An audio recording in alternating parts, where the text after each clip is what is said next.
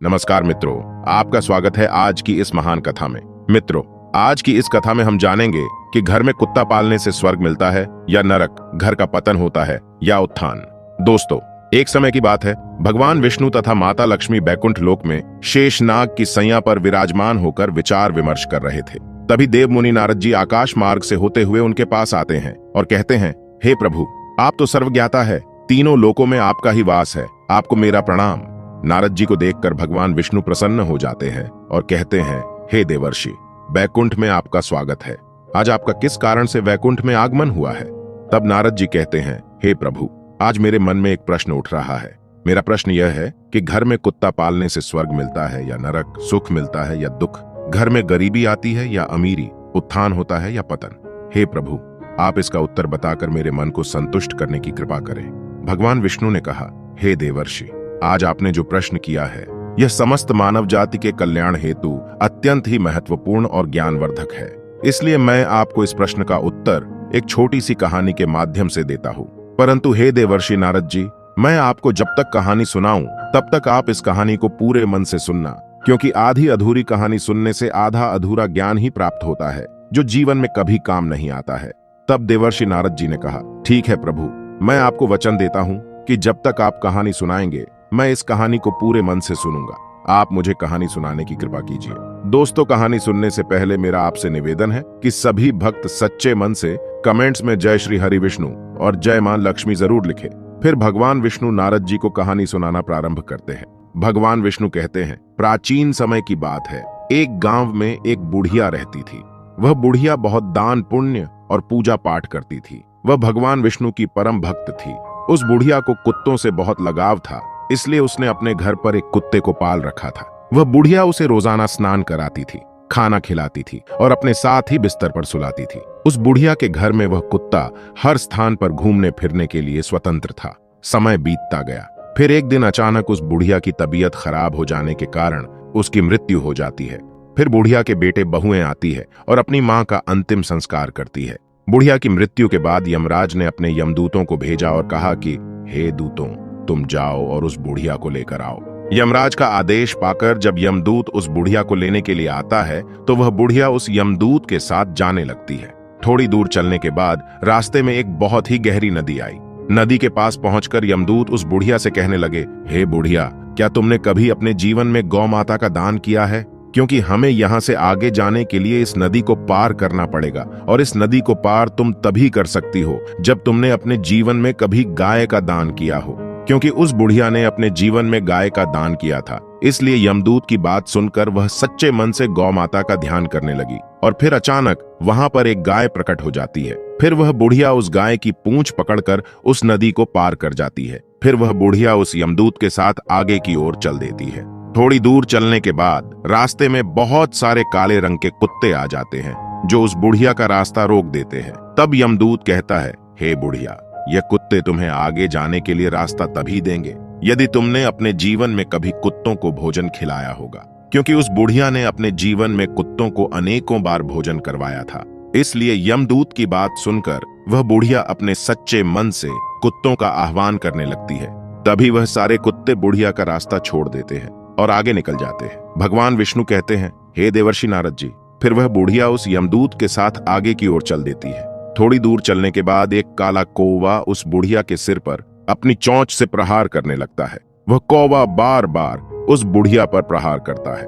कौवे को ऐसा करता देखकर यमदूत उस बुढ़िया से कहता है, हे बुढ़िया, क्या तुमने कभी अपने जीवन में साधु संतों की सेवा की है? क्योंकि उस बुढ़िया ने अपने जीवन में हमेशा साधु संतों का सम्मान किया था और उनका आदर सत्कार किया था। इसलिए वह बुढ़िया यमदूत की बात सुनकर साधु संतों को सच्चे मन से याद करने लगती है। साधु संतों का आह्वान करने के कारण वह कौवा उस बुढ़िया को चोंच मारना बंद कर देता है और वहां से चला जाता है। फिर वह बुढ़िया उस यमदूत के साथ आगे की ओर चल देती है। फिर थोड़ी दूर चलने के बाद जब वह बुढ़िया और यमदूत आगे की ओर बढ़ने लगते हैं तो उस बुढ़िया के पैरों में कांटे चुभना शुरू हो जाते हैं। बुढ़िया के पैरों में कांटे चुभते देख यमदूत उस बुढ़िया से कहने लगता है, हे बुढ़िया, क्या तुमने कभी अपने जीवन में किसी को जूते चप्पल दान किया है? क्योंकि उस बुढ़िया ने अपने जीवन में अनेकों बार जरूरतमंदों को जूते और चप्पलों का दान किया था। जिसके बाद वह बुढ़िया उस यमदूत की बात सुनकर जूते चप्पलों का आह्वान शुरू कर देती है। देखते ही देखते उस बुढ़िया के पैरों में चप्पलें आ जाती है। फिर वह बुढ़िया और यमदूत आगे की ओर चल देते हैं। भगवान विष्णु ने कहा, हे देवर्षि नारद जी। फिर वह यमदूत उस बुढ़िया को लेकर यमराज के पास पहुंच जाता है। फिर यमराज उस बुढ़िया को चित्रगुप्त के पास ले जाते हैं।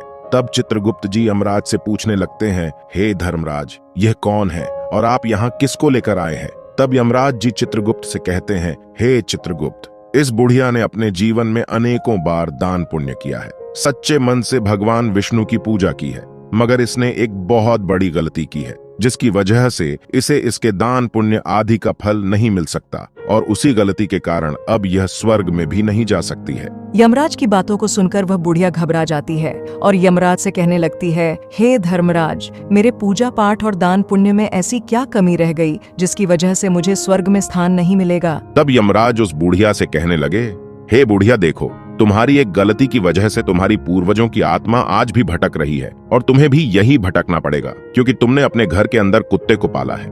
घर के अंदर कुत्ता पालने की वजह से तुम्हारे सभी दान पुण्यों का फल नष्ट हो गया है, क्योंकि जिस घर में कुत्ता पाला जाता है उस घर में देवता भोजन ग्रहण नहीं करते हैं। यदि कुत्ता घर में हो और किसी का देहांत हो जाए तो देवताओं तक पहुंचने वाली वस्तुएं भी देवता स्वीकार नहीं करते हैं। वही कुत्ते के छू जाने पर ब्राह्मणों के पवित्र यज्ञ भी खंडित हो जाते हैं। अर्थात धर्म के अनुसार कुत्ता पालने वालों के यहाँ तो ब्राह्मण भी नहीं जाते हैं। यदि कुत्ता किसी को सूंघ लेता है तो सूंघने मात्र से ही इंसान अपवित्र हो जाता है।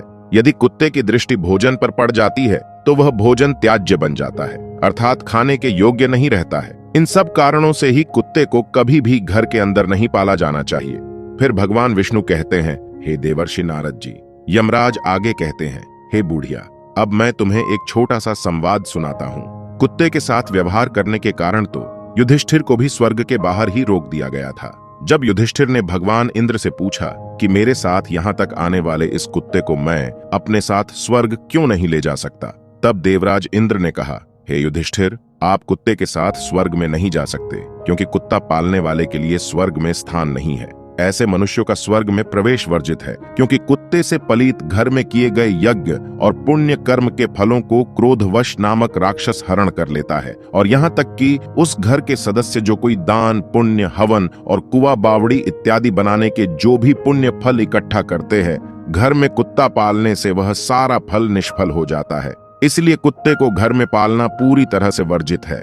फिर भगवान विष्णु कहते हैं, हे देवर्षि नारद जी, कुत्ते का संरक्षण होना चाहिए, उसे भोजन कराना चाहिए। घर में बनने वाली रोज की एक रोटी पर कुत्ते का अधिकार होता है। घर में बनने वाली पहली रोटी गाय की और दूसरी रोटी कुत्ते की ही होती है।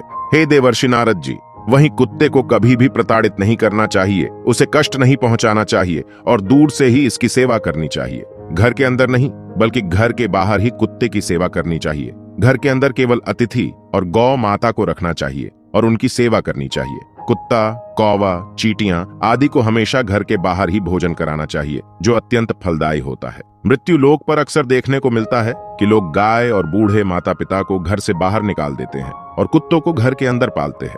हे देवर्षि नारद जी, जिस घर में ऐसा होता है उस घर का निश्चित ही पतन हो जाता है। इसीलिए यदि स्वर्ग में जाना है, सुख प्राप्त करना है, धनवान होना है, घर में सुख समृद्धि लानी है और अपने जीवन का पतन होने से बचाना है, तो गाय और बूढ़े माता पिता को घर के अंदर रखे।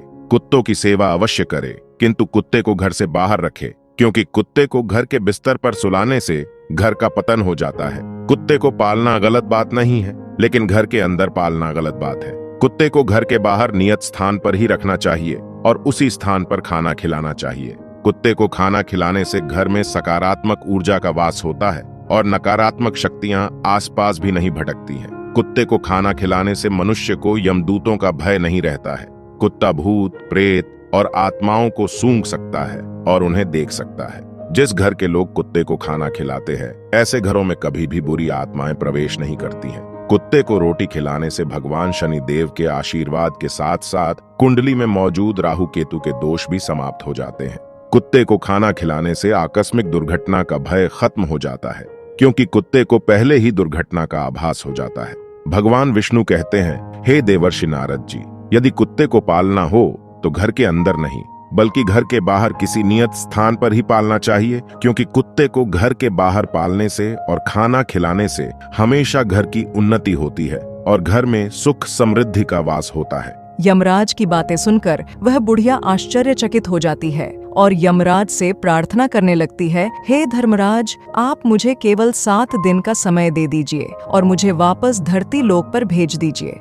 इन 7 दिनों में मैं कुत्ते को घर के बाहर नियत स्थान पर रखूंगी और पुनः पूजा पाठ करूंगी, दान पुण्य करूंगी, भगवान का सुमिरन करूंगी। भगवान विष्णु कहते हैं, हे देवर्षि नारद जी, उस बुढ़िया की बात सुनकर यमराज को उस बुढ़िया पर दया आ जाती है और वे उसे वापस पृथ्वी लोक पर भेज देते हैं। फिर जब वह बुढ़िया धरती लोक पर वापस आती है और जब गांव के लोग उसे देखते हैं तो वे सब भयभीत हो जाते हैं और उसके डर की वजह से इधर उधर भागने लगते हैं।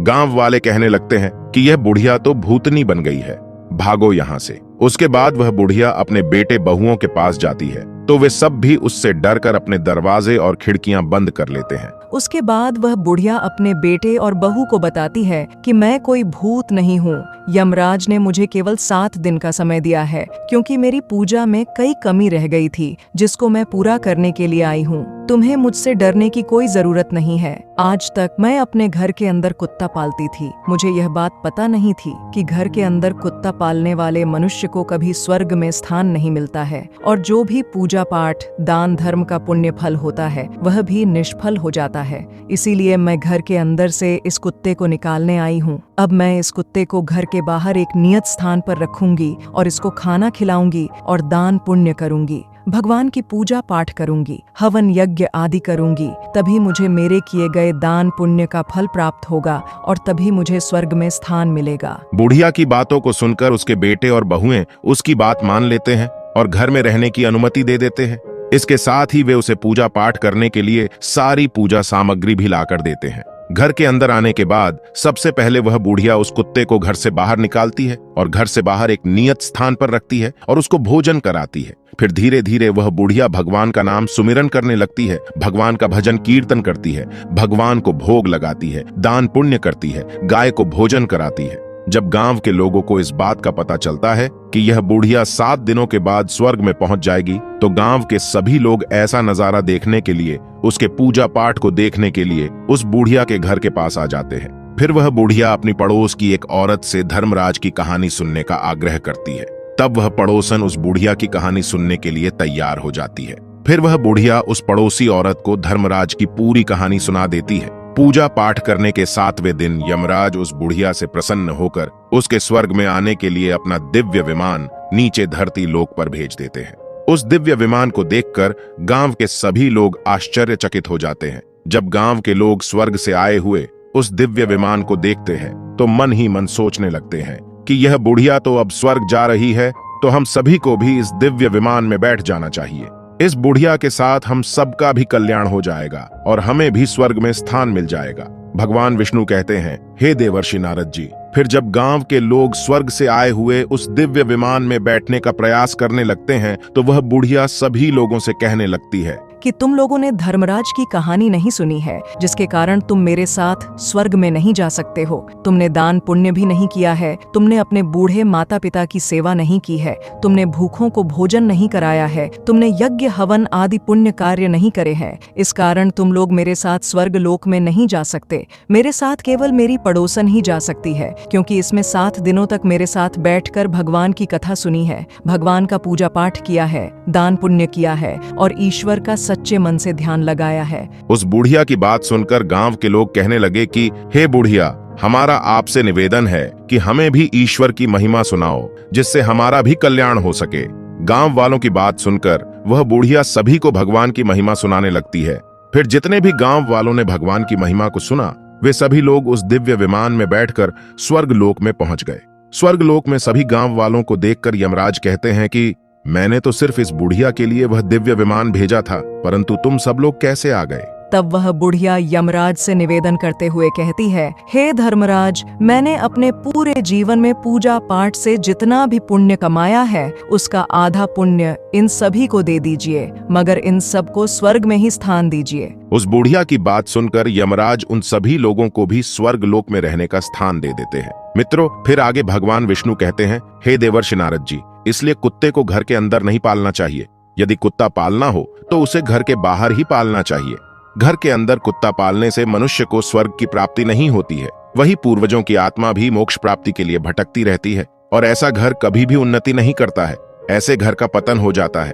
ऐसे घर से लक्ष्मी कोसों दूर चली जाती है। वही घर के बाहर कुत्ते को खाना खिलाने से घर में सदैव सकारात्मक ऊर्जा का वास होता है, जिसकी वजह से घर में मां लक्ष्मी की कृपा सदैव बनी रहती है और ऐसे घर का हमेशा उत्थान होता है और घर में सुख समृद्धि बनी रहती है। कुत्ते को भोजन कराने से घर के सदस्यों पर आई हुई विपदा भी टल जाती है। भगवान विष्णु कहते हैं, हे देवर्षि नारद जी, कुत्ते को खाना खिलाना चाहिए, परंतु कुत्ते को घर के अंदर नहीं बल्कि घर के बाहर रखना चाहिए। तो मित्रों, इस प्रकार भगवान विष्णु ने देवर्षि नारद को बताया कि घर में कुत्ता पालने से क्या होता है।